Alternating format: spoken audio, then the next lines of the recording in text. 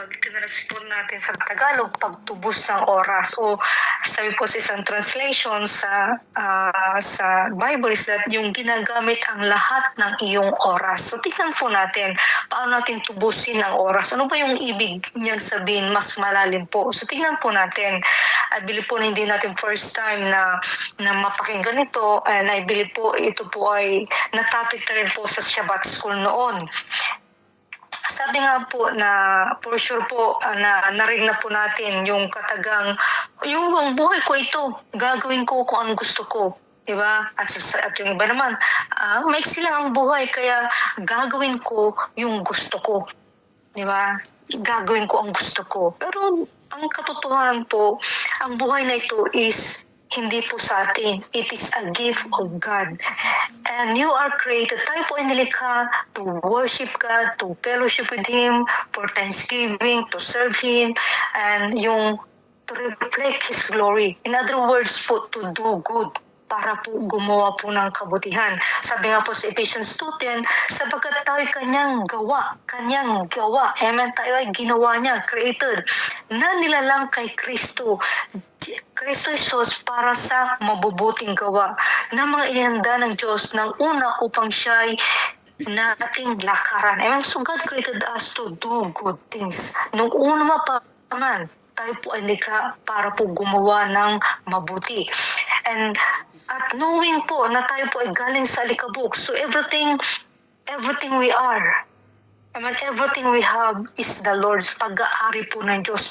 Tayo po ay steward lamang, tagapangasiwa. And being steward po, kailangan po natin gamitin kung anong bagay na pinagkaloob sa atin na magbibigay lang ng luwalhati sa Diyos. Yung oras natin, yung ability, gaya po ng nabanggit ni Pastor kanina, yung spiritual gift, di ba? To serve God, to do good, to divide the church, lahat ng opportunities, yung pera natin, yung lakas po natin, and of course, yung buhay natin mismo, amen, hindi natin pag-aari. So, ito po ay gagawin din natin sa mabubuting gawa. And remember po na lahat ng gawin natin, we are accountable. Sa lahat ng gagawin natin, mabuti o masama, may reward po yun. So piliin po natin ang gumawa ng mabuti kasi mabuting reward po ang kakamtan natin. Of course, we know already that it's bound eternal life in heaven with our Almighty God. Amen? So truly po, it's worthy na tayo po ay mamuhay nandun po yung paggawa ng mabuti. So, tignan po natin ang verse 15. Sabi po dito, say then that you walk circumspectly, meaning yung carefully, yung maingat, not as fools but as wife. Amen. So makikita po natin dito na kung saan hindi kahit po ni Apostle Paul yung mga tayo pong mananampalataya na mamuhay ng isang buhay na nagpapakita ng ating pananampalataya. Amen, yung buhay natin, yung nakikita yung faith natin sa ating Panginoong Hesus. Pag sinabi natin faith natin sa Panginoong Hesus, si Hesus ay ang salita ng Diyos. So, ibig sabihin, yung namumuhay po tayo, nakita yung pamumuhay natin sa ating pinanampalataya sa salita ng Diyos. Nilalakaran po natin yun. Sabi nga po, tignan po natin sa 15a. Sabi ito, sa Tagalog po, mag-ingat kayong lubos kung paano kayo lumalakad. Say then that you walk carefully. Pag sinabing walk or lumalakad, tumutukoy po dito yung kung paano tayo mamuhay. Hindi yung walk na lumalakad, kundi yung pamumuhay po natin. Amen? So, carefully, yung maingat, meaning yung bantayan natin mabuti, yung bigyan natin ng pansin. Yung bang, wala lang, nagsalita ka lang, wala lang, ginawa mo lang, no. Bantayan natin mabuti o bigyan natin pansin kung ano yung lumalabas sa mga labi natin o kung ano yung mga kinikilos natin. Or yung mamuhay po tayo ng tumpak ayon po sa pamantayan ng Diyos. Hindi po kung ano yung naisip natin, kung ano yung naramdaman natin, kung ano yung nakita, no. Amen. Carefully, mag-ingat po tayo kung paano po tayo lumakad. Mag-ingat po tayo kung paano tayo namumuhay. Amen. So, kikita po nandito na hinimok po ni Apostle tayo pong mga mananampalataya na intentionally or purposely yung bawat action natin magbibigay ng luwati sa Diyos. Yung bawat choice natin, yung bawat decision natin, it is the will of God. And yung behavior natin, yung nabanggit ni Pastor, yung fruit of the Holy Spirit, yun po ang behavior natin. Nandun yung love, nandun yung joy, nandun yung peace, nandun yung pananampalataya, nandun yung patient, meekness, goodness. Amen? Yun po dapat. Amen. Sabi nga po sa Galatians 5:16, I say then, walk in the Spirit and you shall not fulfill the lust of the flesh. Pag sinabi pong walk in the Spirit, yung mamuhay po tayo ayon sa Espiritu, ibig sabihin po nito na sa pamumuhay natin o sa bawat sitwasyon, amen, pag sinabing walk in the Spirit, yung sa pamumuhay natin o sa bawat sitwasyon, tutugon tayo batay po sa salita ng Diyos o batay po sa pamantayan ng Diyos. Hindi sa alam mo o nakagawian mo o impulse mo. Amen? O batay sa sitwasyon, yung tutugon ka batay sa now.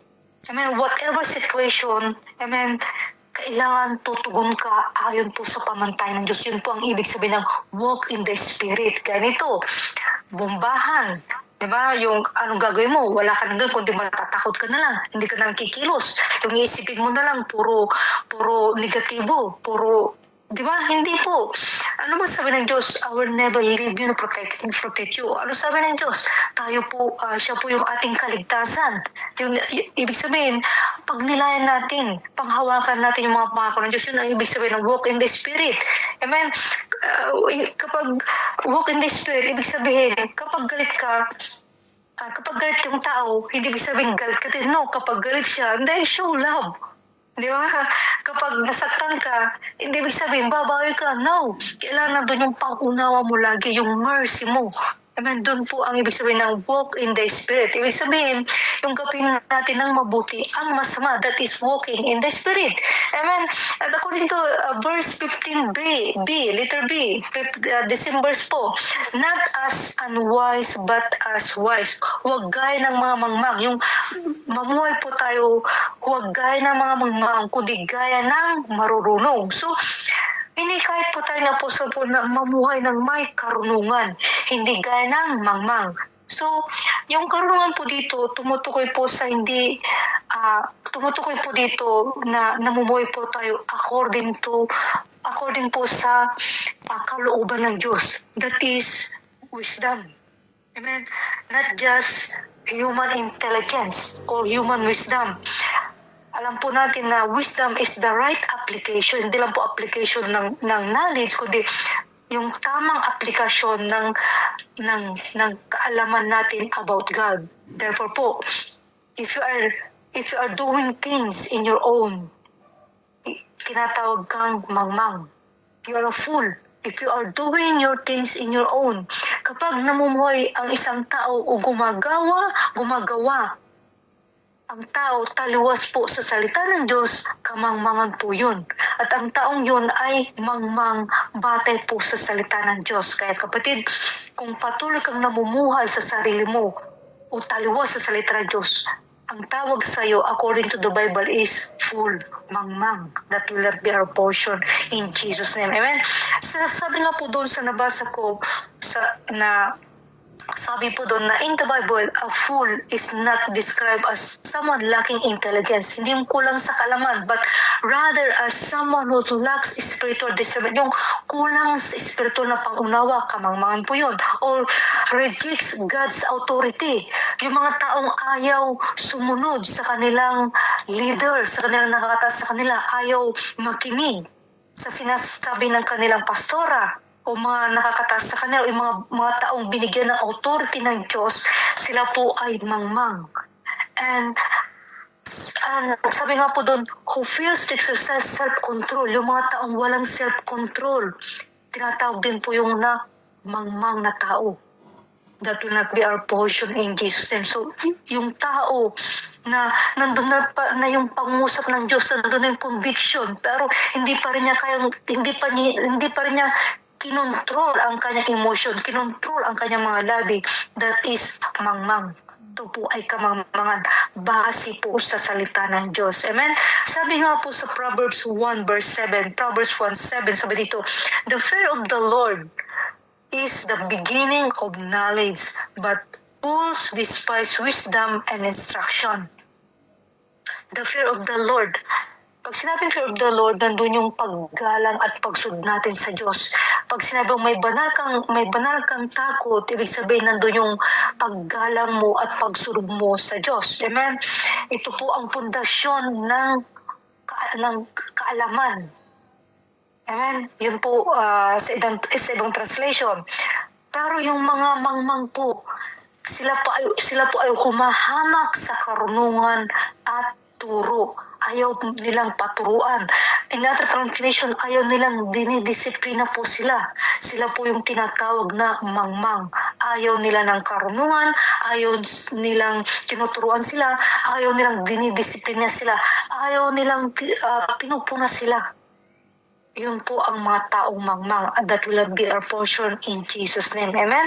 So truly, we will live as wise because we will embrace wisdom and instruction or discipline in Jesus' name. Amen? Hallelujah. In verse 16 po, sabi dito, redeeming the time because the days are evil. So we have to redeem the time kasi po ang mga araw po ay punong-puno ng kasamaan. Amen. At nararanasan na po natin dito sa kapanahunang ito. Amen. Tignan po natin ang Iran. Di ba? Ang Israel po, ang tinitira niya is yung mga base ng mga militar lang nila, yung mga equipment lang nila, yung mga bagay na gumagawa ng distraction sa Israel. Pero ang mga Iranian po, ang tinitira po nila ay mga civilian. Imagine, ang kalaban lang nila Israel, pero lahat na po ng nakapaligid, di ba? Tinitira lang po nila at wala siyang pakialam. Why? Kasi nga po, ang panahon ngayon ay punong-puno ng evil. At nakikita nyo sa news, you cannot imagine ang mga kasamaan na nangyayari. Kung narinig nyo na po, kung napakinggan na po yung Epstein files, grabe po. I can't imagine na ang tao kinakain nila. Diba? You can't imagine kung paano po nila pinagsamantalahan ang mga bata, kung paano po nila pinatay, kung paano po nila kinakatay ang tao para po kainin. So, it's evil. Amen? And it's happening. Kaya nga po dito sa ating sinabi, redeem the time because the days are evil. So, tignan na po natin other translation ng verse 16 ng Ephesians 16. Sabi dito sa New English Translation, taking advantage of every opportunity. Yun ang ibig sabihin ng redeeming the time. Taking advantage of every opportunity because the days are evil. According po sa Amplified, making the very most of your time on earth, recognizing and taking advantage of each opportunity and using it with wisdom and diligence because the days are evil, filled with evil.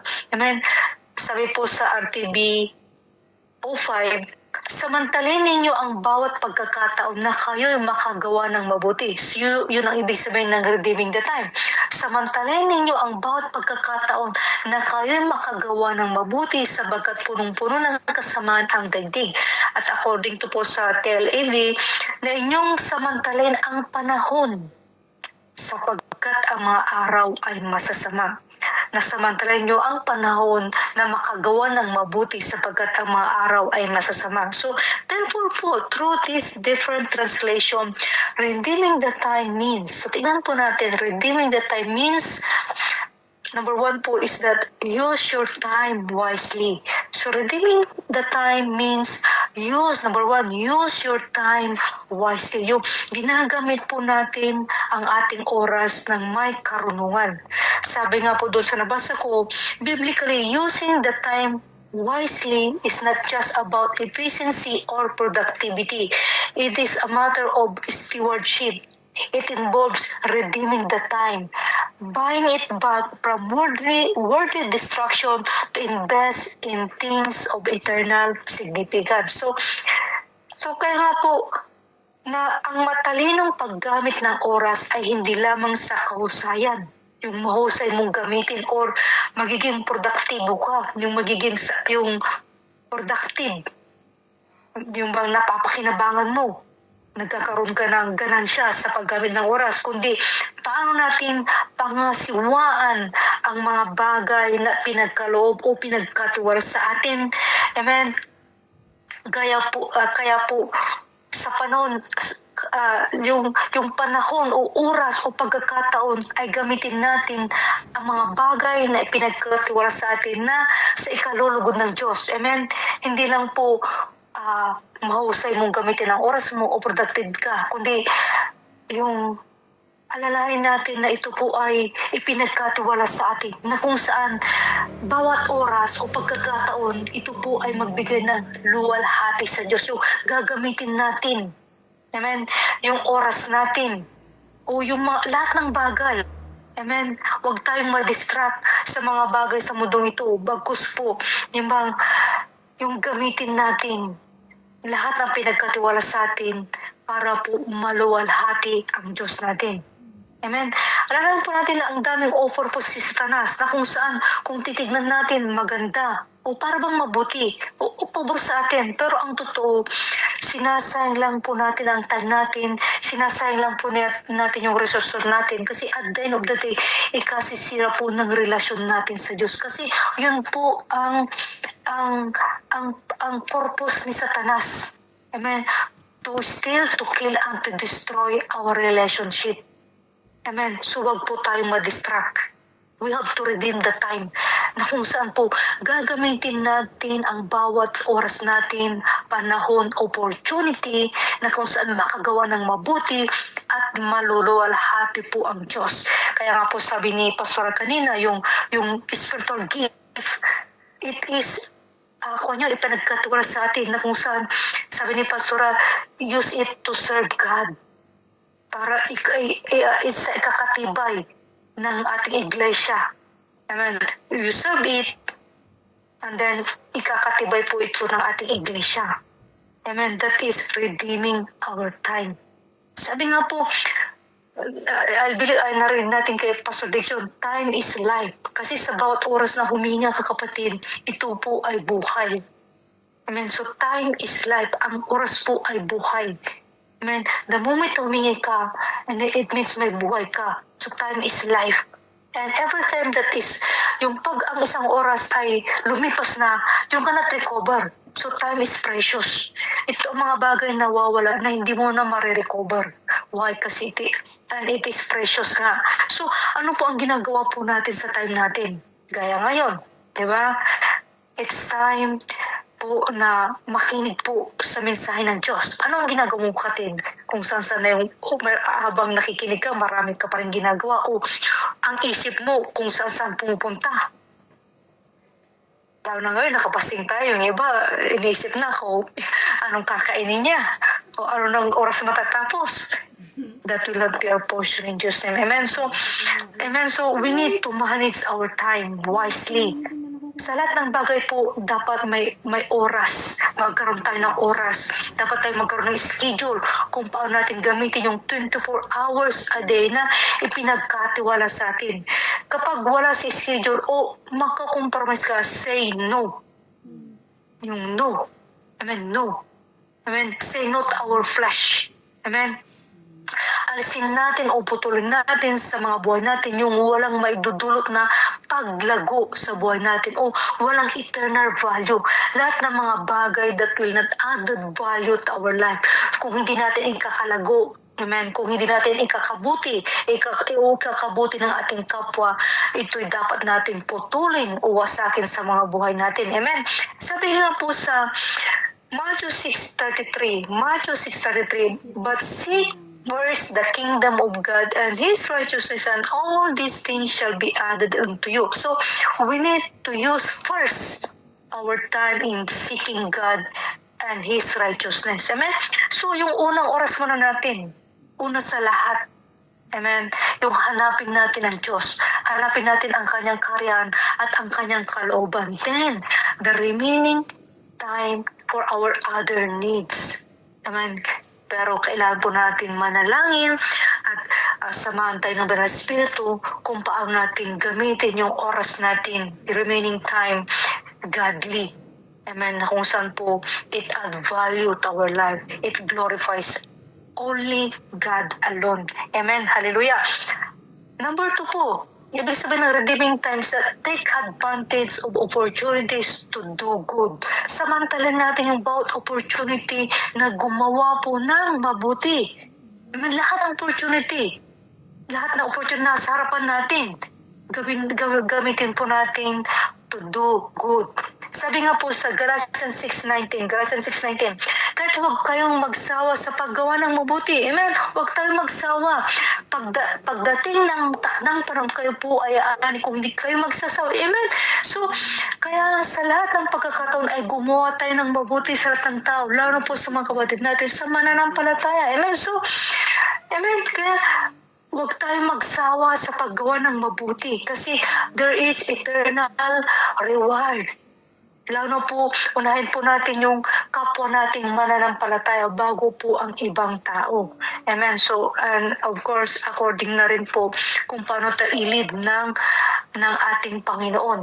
Amen. So, don't lose, wag tayong mapagod sa paggawa ng mabuti. Amen. Kasi may reward po yun at the end of the day. Sabi nga po sa Kawin 3:27, huwag mong ikait ang mabuti sa kinaukulan o sa tao pagka nasa kapangyarihan ng iyong kamay na ito'y gawin. Amen. So huwag natin ipagkait yung mabuting bagay. Kung sa meron tayong kakayahan na gawin po yun. Amen. Huwag natin ipagkait na gumawa ng mabuti sa mga nangailangan dahil nandun po yung kapangyarihan o kakayahan na gawin natin. Amen. Sabi nga po sa 1 Timothy 6:18-19, 1 Amen. Kung tutusin nga po 1 Timothy 6:18-19, sabi dito, tell them to use their money to do good. Amen. Ito po ang salita ng Diyos. Tell them to use their money to do good. So, ang mga pera po natin ay gamitin natin para po gumawa ng kabutihan. They should be rich in good works. Yung yumaman po tayo sa paggawa ng kabutihan. And generous to those in need. Take note, in need. Yung nangailangan, hindi yung gusto nating bigyan.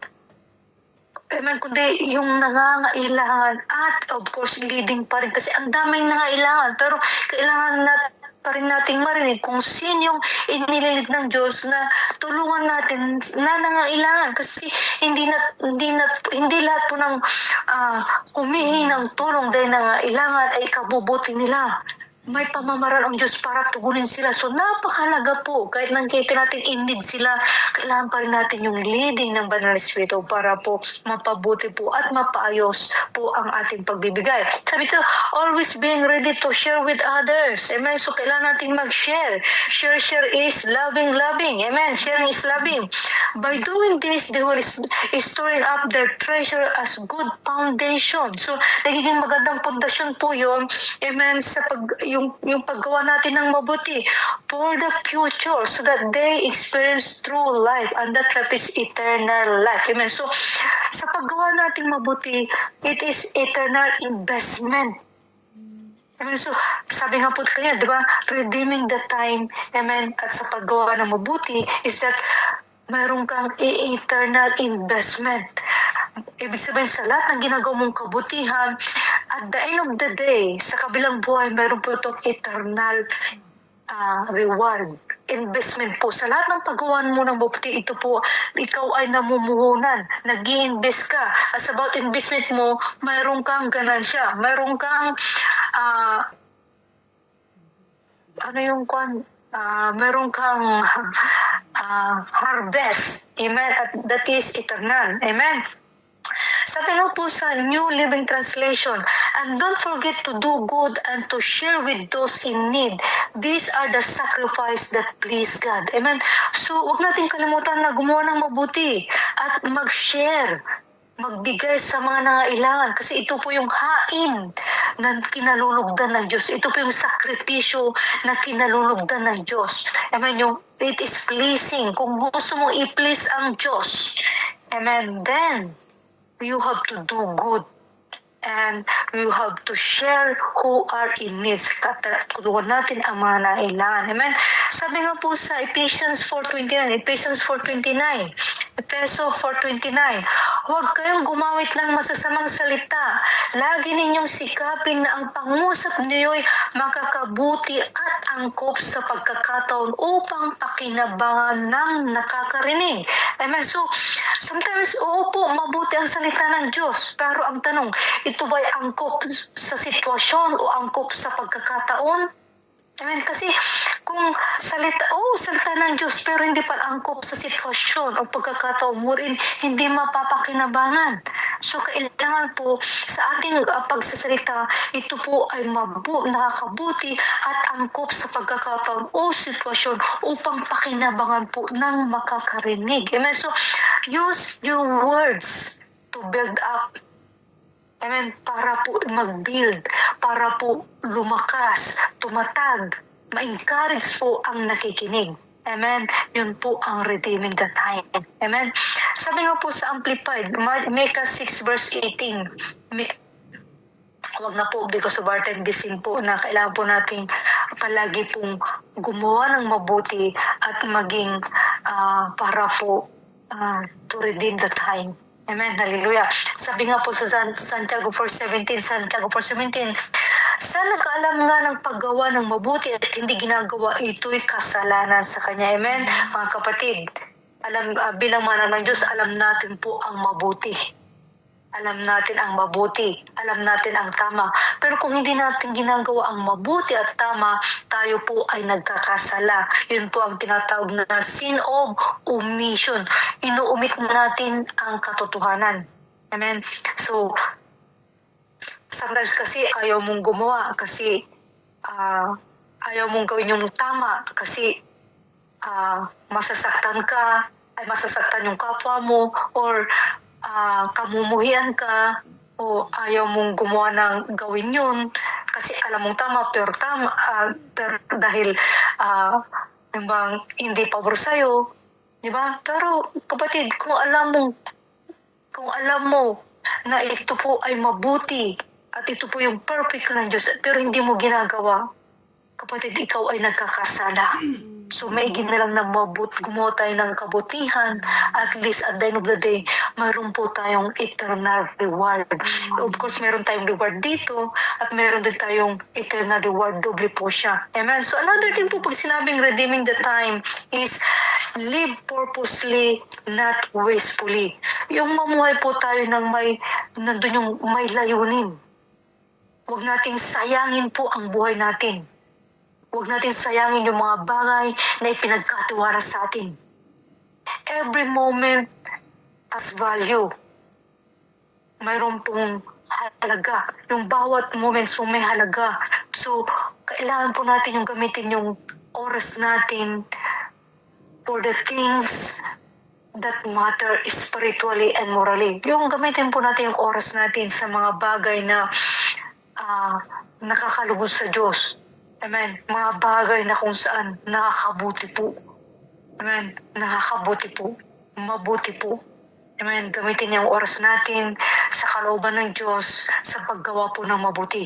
Amen. Sabi nga po sa Philippians 4:8, katapos-tapusan mga kapatid, anumang bagay na katotohanan, anumang bagay na kagalang-galang, anumang bagay na matuwid, anumang bagay na malinis, anumang bagay na kabig-ibig, anumang bagay na mabuting ulat, kung may anumang kagalingan at kung may anumang kapurihan, ay isipin ninyo ang mga bagay na ito. Amen? So, lahat ang narinig natin, hindi lang natin iisipin, kundi ipamuhay natin. Purposely, ipamuhay natin.